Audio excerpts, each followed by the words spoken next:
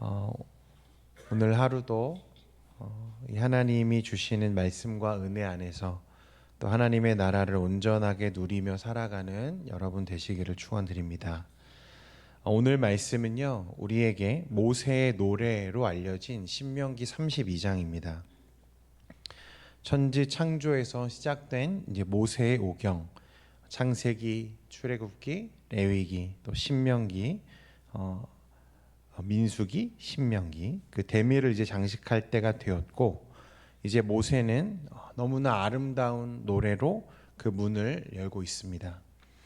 애굽의 학대와 고단한 노예 생활 속에서 고통하던 이스라엘 백성들은 하나님의 주권적인 은총과 또 축복으로 출애굽했고, 시내산에서 하나님과 언약을 체결하여 하나님의 소유된 백성이 되었습니다.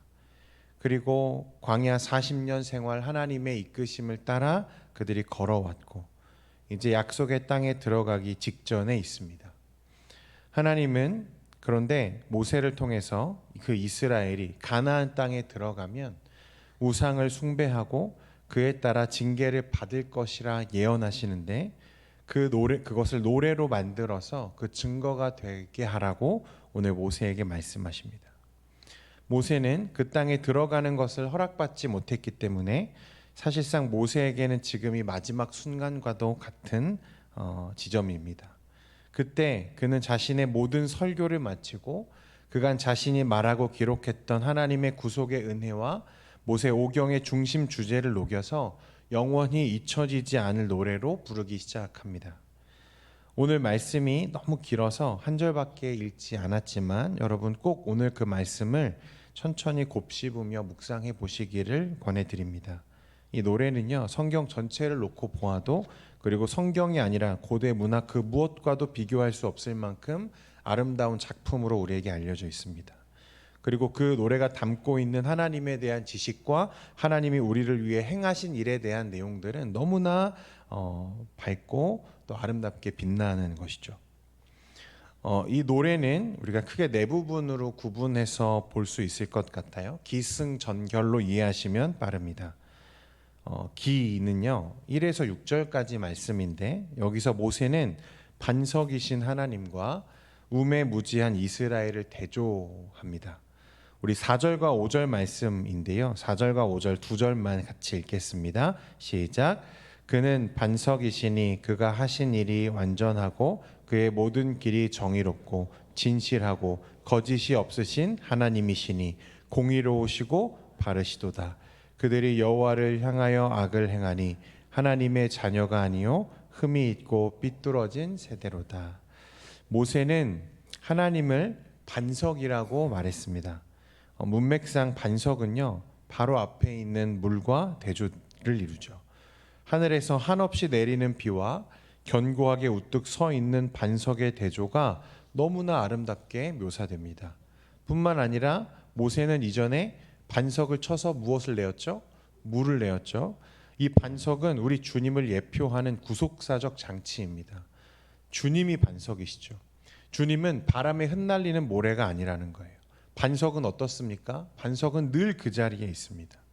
이스라엘 백성들은 역사 속에서, 역사의 변화 속에서 날마다 변해가고 때로는 하나님을 배신하고 배역하는 어리석은 자들이지만, 반석이신 주님은 어떻습니까? 영원히 변함이 없다는 말입니다. 그 주님은 모세가 고백하는 것처럼 공평하고 진실하고 공의롭고 정직합니다. 이 반석은 그런 우리 주님의 성품을 너무나 잘 드러내는 묘사이죠. 두 번째는 승입니다. 7절에서 18절까지 말씀인데요, 이 부분에서는 구원에 대한, 구속사에 대한 하나님의 은총과 이스라엘의 배역에 대한 내용을 기록합니다. 모세는 먼저 이스라엘 백성들에게 옛날을 기억하라고 말하거든요. 하나님이 이스라엘에게 행하신 구원을 떠올리라고 말합니다. 그러나 어리석은 이스라엘은 하나님을 배역하고 배신한다고 말합니다. 이것은 가나안 땅에 들어가서 사는 동안 이스라엘이 하나님을 어떻게 배신하고 우상을 섬길 것인지를 예언하는 부분이기도 하죠. 우리 15절과 16절 말씀 같이 한번 보겠습니다. 같이 읽겠습니다. 시작. 그런데 여수run이 기름짐에 발로 찼도다. 내가 살찌고 비대하고 윤택함에 자기를 지으신 하나님을 버리고 자기를 구원하신 반석을 업신 여겼도다. 그들이 다른 신으로 그의 질투를 일으키며 가증한 것으로 그의 진노를 격발하였도다. 아멘. 모세는 하나님께서 많은 열국 중에 그 기업으로 야곱을 택하셨다고 말씀합니다. 하나님은 온 세상을 통치하시고 다스리는 주권자이시죠. 모든 땅들의 경계를 그리시는 분이라고 말씀합니다. 그런 하나님께서 직접 이스라엘의 하나님이 되어주셨죠. 또 하나님이 그들에게 베풀어 주신 땅에 기름진 것들이 너무나 풍성하지만 이스라엘은 그 기름진 것을 두고도 하나님을 배신했습니다. 다른 신을 섬기고 다른 신을 숭배하죠. 이로 인해서 하나님이 진노하시고 그 진노가 격발했다고 말씀합니다. 여기서 여러분, 모세가 여수룬이라는 표현을 썼는데 이 여수룬은요 이스라엘의 애칭입니다. 이 단어의 어근이요 바르다라고 하는 단어에서 비롯됐는데 이 음성학적으로 하면요 이것은 반석이라고 앞에서 우리가 나누었던 이 반석이라는 단어와 음성학적으로 거의 유사한 단어입니다. 비슷하게 들리는 단어인 거죠. 그러니까 굉장히 아이러니한 것입니다. 반석이신 하나님은 이스라엘의 창조주요 해방자이신데 그와 비슷한 이 여수르는 어떻습니까? 자만에 빠져서 또 하나님의 그 축복을 발로 걷어 차버리는 어리석은 자들로 지금 등장하는 것입니다. 너무나 비슷하게 들리는 이 두 단어가 너무나 극명하게 대조를 이룸으로 인해서 그 하나님의 그 신실하심이 더 밝게 빛나는 것입니다. 모세는 이 세상에 한 분 하나님밖에 없음을 그들의 어리석음을 통해서 드러내 보이는 거죠. 세 번째 부분은 전에 해당하는데 하나님의 분노와 심판에 관한 내용입니다. 19절에서부터 35절까지 내용인데요. 우리 26절과 27절까지만 같이 읽겠습니다. 두 절만 읽겠습니다. 시작. 내가 그들을 흩어서 사람들 사이에서 그들에 대한 기억이 끊어지게 하리라 하였으나 오직 내가 원수를 자극하여 그들의 원수가 잘못 생각할까 걱정하였으니 원수들이 말하기를 우리의 수단이 높으며 여호와가 이 모든 것을 행함이 아니라 할까?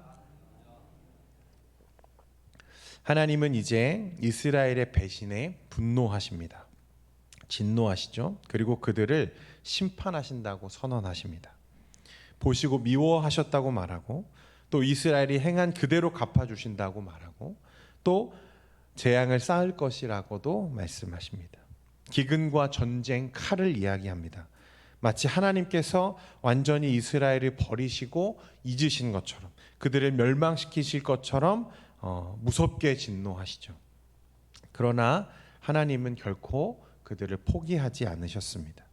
그들을 완전히 멸하심이 아니라 그들의 징계를 감하시고 다시 그들을 회복시키실 것을 약속하십니다. 회복을 위한 징계라는 거죠. 하나님은 그 백성을 결코 포기하는 일이 없으십니다. 하나님은 신실하시고 그 약속에 변함이 없으신 하나님이십니다. 모세는 그런 하나님, 그 심판 가운데, 진노하신 가운데 이스라엘은 하나님을 떠났지만 하나님은 결코 이스라엘을 버리지 않으셨음을 우리에게 이야기합니다. 마지막 결론 부분에서 모세는 이제 이스라엘의 구원과 계획, 대적에 대한 심판 계획에 대해서 노래하는데 36절에서 43절까지 말씀입니다. 우리 39절과 40절 말씀 같이 함께 읽겠습니다. 시작.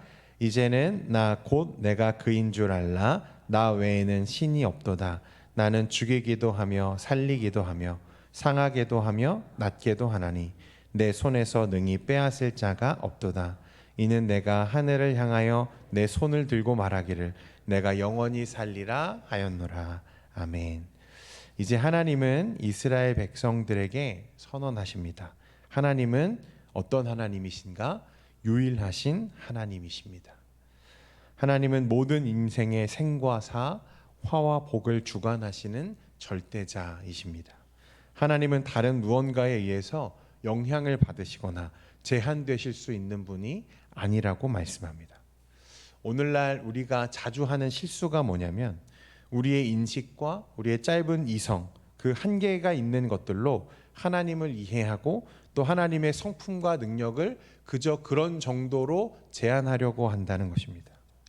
종교개혁자 칼빈은 십계명 중에 특히 형상을 만들지 말라는 그 하나님의 명령에 대해서 이렇게 해석했습니다. 우리 한 분 하나님은 이 세상 무엇과도 비교할 수 없고 그 무엇도 온전히 하나님의 영광을 담을 수 없다. 따라서 하나님의 형상을 만드는 것은 그 무엇이라도 지독한 신성모독이다. 여러분, 모세의 노래에는 이스라엘의 과거, 미래, 현재가 모두 함축되어 있습니다. 하나님께서 이스라엘을 만드시고 세우신 것, 광야에서 돌보시듯 가나안에서도 돌보실 것을 말씀하고, 이스라엘이 반역하게 될 것이지만 또 심판이 있겠지만 하나님께서 다시 이스라엘을 회복시키실 것을 약속하십니다. 그러니까 과거부터 미래까지 이 한 노래에 다 담겨져 있는 거죠. 그리고 그 역사적인 그 하나님의 모먼트들을 통해서 마침내 드러나는 한 가지 고백이 뭐냐면 나 외에는 무엇이 없다? 신이 없다는 사실입니다. 여러분, 하나님이 주인이십니다. 믿으십니까?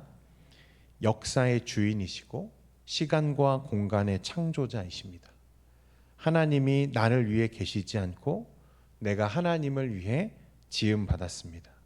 여러분, 그것이 우리 안에 새겨져야 할 하나님에 대한 바른 인식입니다. 하나님이 나의 주인이십니다. 내가 주인이 아닙니다. 내 인생의 그 무엇이라도 내가 나의 소유를 주장할 수 없는 것은 나의 주인이신 한 분 하나님이 계시기 때문에 그렇습니다. 나의 재물, 나의 시간, 나의 공간, 그 무엇도 나의 것이 아닙니다. 모든 것이 다 하나님의 것이라고 말하는 것입니다. 그런데 우리는 우리의 인생을 너무나 우리의 것이라고 생각하며 살아가죠. 하나님은 그저 나를 위해 있는 분처럼 여길 때가 많습니다. 여러분, 그것은 우리가 우상을 섬기는 것과 전혀 다르지 않다는 거예요. 하나님을 제한하고 하나님의 그 능력과 하나님의 성품을 너무나 축소시키는 우리의 습관이 있다는 것입니다. 우리가 하나님을 가장 합당하게 높이는 것은요, 정해진 시간에 예배를 드리고 찬양을 부르고 기도하고 이런 종교적인 어떤 열심이 아니라 내 삶에서 하나님이 주 되시는 것입니다. 믿으십니까? 하나님이 나를 온전히 다스리시도록 하나님이 나의 왕이 되시는 것입니다. 이제는 나 곧 내가 그인 줄 알라. 나 외에는 신이 없도다. 나는 죽이기도 하며 살리기도 하며 상하게도 하며 낫게도 하나니 내 손에서 능히 빼앗을 자가 없도다. 사랑하는 성도 여러분, 그러므로 하나님 외에 다른 신이 없으므로 그 무엇도 우리를 위할 수 없고 그 무엇도 하나님을 대신할 수 없고, 이스라엘 광야 40년 동안 그 누구도 이스라엘을 돌보거나 그들에게 관심을 두지 않았던 것처럼 하나님 외에는 다른 신이 없고 그 무엇도 우리를 돌보지 않으므로 여러분, 이제 오직 한 분 하나님만을 섬기며 하나님을 왕으로 모시는 저와 여러분 되기를 소원합니다. 그러할 때 오직 선하시고 인자하신 하나님께서 그 백성을 기름지게 하시고 돌보신 것처럼 저와 여러분을 돌보실 것을 약속하십니다. 오늘 하루의 삶 속에서 내가 나를 주도하려고 하고 나의 주인 되려고 하는 모든 노력과 열심을 내려놓을 때 그때 하나님이 우리 안에서 새로운 일들을 시작하실 것입니다. 오늘 그런 소망을 가지고 또 하나님의 은혜 주심을 바라보며 나아가는, 그래서 오늘 하루의 삶 가운데 하나님의 나라를 온전히 누리며 살아가는 저와 여러분 되기를 소원합니다. 기도하겠습니다. 반석이신 하나님, 변함이 없으시며 늘 우리를 사랑하시는 그 하나님, 오늘 이 새벽에 또한 하나님을 묵상합니다. 하나님이 우리를 위해서 계시는 것이 아니고 우리가 하나님을 위해 지음 받았음을 우리가 묵상합니다. 하나님, 오직 한 분 하나님만을 섬길 수 있도록 이 말씀이 우리의 세포 하나하나에 새겨지고 오직 하나님이 나의 주인 되시는 그래서 온전히 하나님의 영광과 하나님의 능력이 우리의 삶을 통해 드러나는 복된 하나님의 사람들 될 수 있도록 우리를 인도하여 주옵소서. 오늘 하루의 삶 가운데에서도 그 하나님을 온전히 누리는 우리의 삶이 되기를 원합니다. 하나님 동행하시고 역사하시고 우리의 모든 기도와 간구 가운데 하나님 응답하여 주옵소서. 우리의 약함과 질고를 버려두지 마시고 하나님 우리를 채우시고 먹이시고 입히시며 기름지게 하시는 그 하나님께서 오늘 하루도 일용할 양식과 필요한 것들을 우리 삶 가운데 채워 주옵소서. 하나님의 은혜를 간구하며 이 모든 말씀 예수님의 이름으로 기도합니다. 아멘.